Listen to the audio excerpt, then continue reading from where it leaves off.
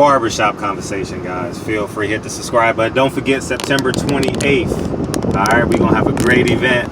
We're gonna have soul food, chicken. Somebody bring the watermelon. Anyways, man, September 28th is gonna be a hell of an event. I'm trying to organize this shit. Yeah, there we go. From September 28th, gonna be a great event. 10 to 2. Bring your family, bring your kids, bring your nieces, bring your nephews, bring your girl, bring your side chick. You know what I mean? Bring everybody. You know what I mean? We'll disguise your side chick. It's gonna be enough niggas there. She can pretend to be someone else's dude. Alright, man, let's jump into this real quick. Forgive me for forgetting, but who brought this to my attention? Somebody did a video, and I didn't watch it, but I saw the title, and I want to give him credit, but I simply forgot.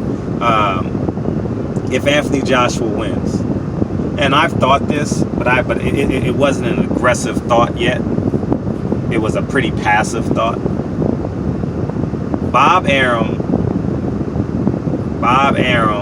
and Eddie Hearn will freeze out Deontay Wilder. Trust me. Eddie Hearn and Bob Arum will freeze out Deontay Wilder if Anthony Joshua wins. Trust me. That's just how they play ball. And people gonna say it ain't no size of the streets, it ain't this, it ain't that. Watch what have I ever been wrong? Did I tell you the business model of the zone? Did I tell you Anthony Joshua ain't signed the contract to Saudi Arabia? I'm not wrong when it comes to business and common sense and how people think in terms of maximizing their profit margins. In business, the goal is to maximize your profit margins. All right? And if they do this, if Anthony Joshua pulls off the great upset, which I consider him beating Andy Ruiz an upset at this point, you understand what I'm saying? They will freeze out Deontay Wilder. And that's just genuine what I believe. And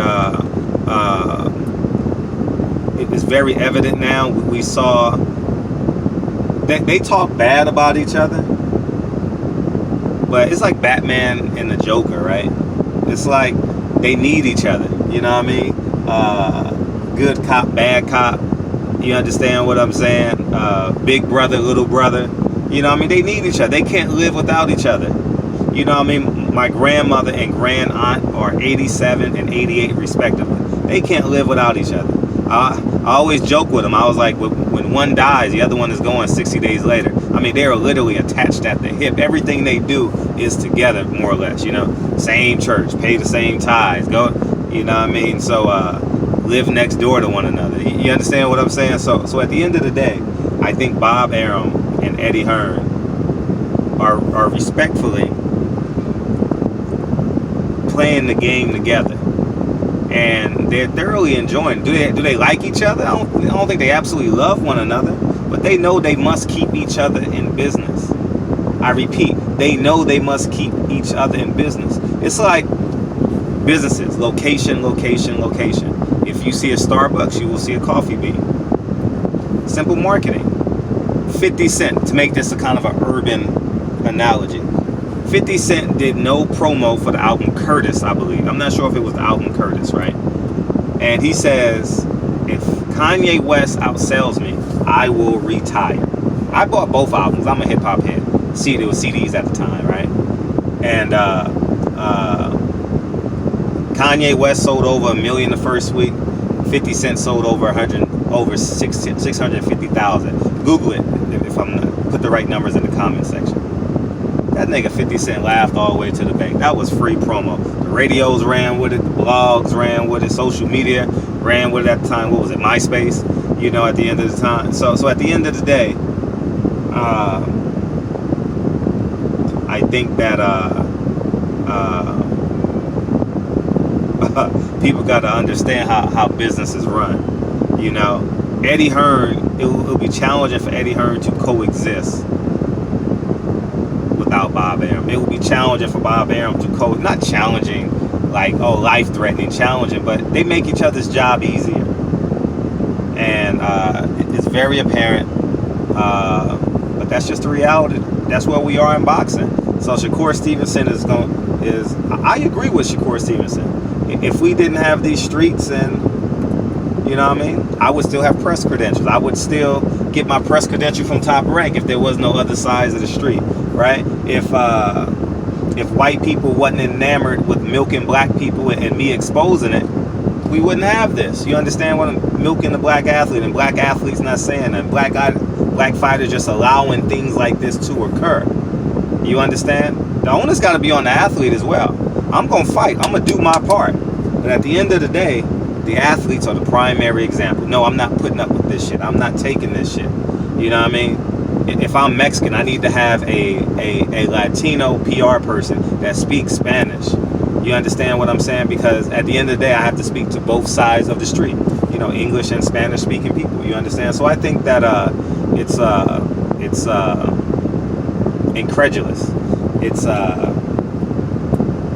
It's sincerely evident what may happen, what could happen, what will happen. You know,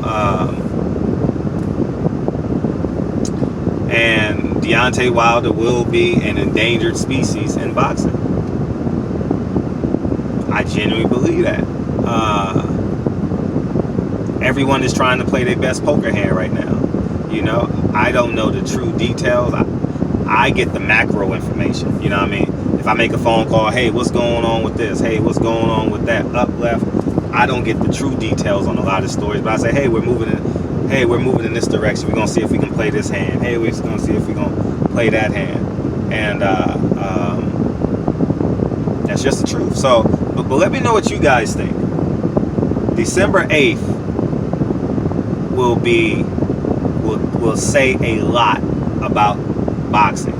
December 8th, moving forward, will say a lot about boxing. Do we want the best fighting the best? Right? Or are we gonna keep it in-house and still do business with one another, and on both sides of the fence? Because you can say this too. Deontay Wilder fights Andy Ruiz if he wins. That's common sense. That's just common sense. There's no way in hell you don't bypass. Andy Ruiz is not going to bypass a $25 million payday. I'm just keeping it 100. If he is, he's a fucking dummy. And I don't think Andy Ruiz is a dummy. Last year to this day, Manny Robles was paying his rent. You know what I mean? Deontay Wilder ain't going to pass up on a $40 million payday, in-house payday. That wouldn't be wise. That wouldn't be smart. I'm going to extract the word dummy because I don't want people to take it out of context. I'm not even a fan of Andy Ruiz. I'm a supporter of Andy Ruiz. I support his mission statement. I love what he was on. If Deontay Wilder didn't exist, Andy Ruiz would be my favorite heavyweight. For real. But Deontay Wilder exists. So. But PBC is going to run with that fight, Cinco de Mayo. And nothing in boxing leading up to that point will matter. If Andy Ruiz wins, they're going to pull out a block. Because I know business, right? Just like I predicted last year, Al Heyman is going to do a block of fights. I told you guys that would happen. Andy Ruiz wins end of January. PBC's best interest is to line up fights leading up to Andy Ruiz versus Deontay Wilder. You need to build the momentum. You need to keep PBC current. You need to build superstars. Oh, Rick Ross.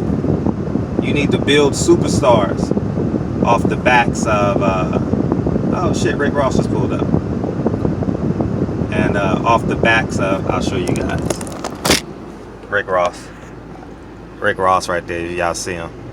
Y'all see the short bald man right there? That's Rick Ross. And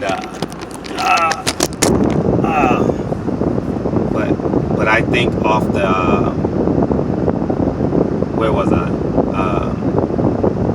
Rick Ross, the drug dealer. In case you guys don't know, I got nominated for an Emmy on his film. I'll say what's up to him when he's filming, when I finish this video.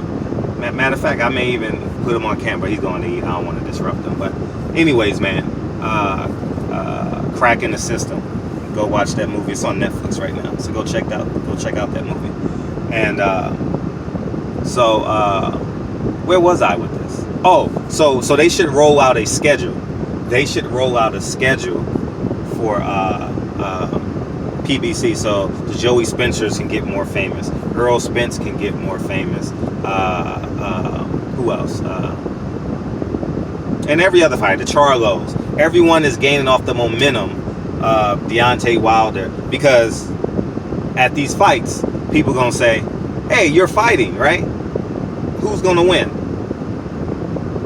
What's your impersonation?" Andrew Ruiz is gonna be a global sensation, and once Deontay Wilder, 5th round, knocks him out. See, Deontay Wilder doesn't get credit for having the ability to fight off his back foot. If he didn't have the ability to box and punch and fight and brawl off his back foot, Luis Ortiz would have beat the shit out of Deontay Wilder. But people don't give Deontay Wilder credit for having the intellect to fight off his back foot, to feint that left hook out of him. I mean, to feint that straight left out of him, and to freeze him with the right hand. You understand what I'm saying? You do that for 3 or 4 rounds, you understand people's cadence. You understand what people gonna do. So at the end of the day, I've said enough. I'm gonna go say what's up to Rick Ross, and I haven't seen him in a long time, but we'll see. So anyways, man, barbershop conversations, man. I'll call. I have his number too. Maybe I'll get him to come out for the event September 28th. So anyways, man, barbershop conversations, man. Feel free, hit the subscribe button, and I'll talk to you guys real soon. Peace.